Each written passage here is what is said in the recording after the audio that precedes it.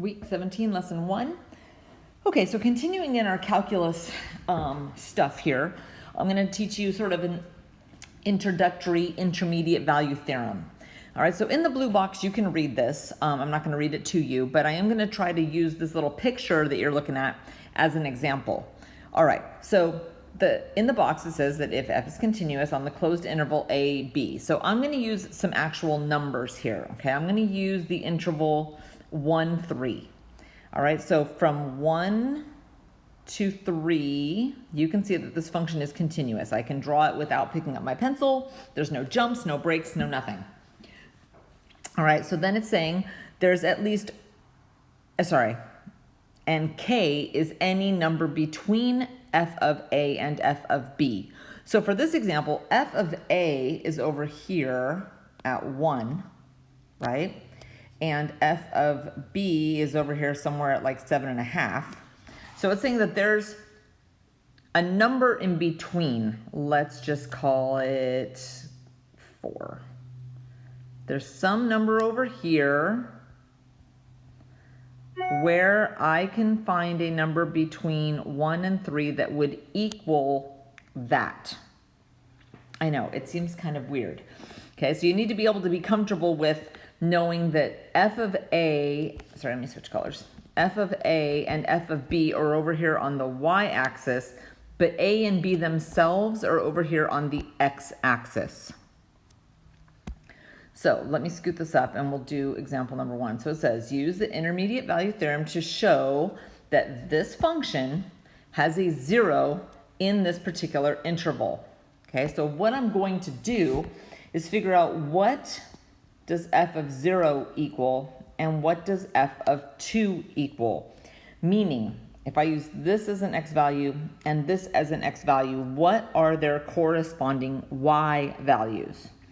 So when I plug 0 in, 0 is easy, right? 0 to the 5th is 0, minus 2 times 0 to the 3rd, that's still 0, minus 2, that equals negative 2. And when I plug 2 in, let's see, 2 to the 5th is 32, minus 2 times 2 to the 3rd, so that's minus 16, minus 2, that equals 14. So when I plug in 0 for x, I get negative 2. When I plug 2 in for x, I get 14. So 2, let's call that 14. I get something here.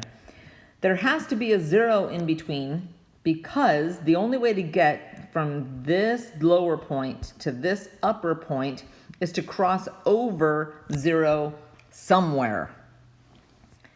Right? It's impossible to get from one spot to the other without crossing over the 0. So that's how you use the intermediate value theorem.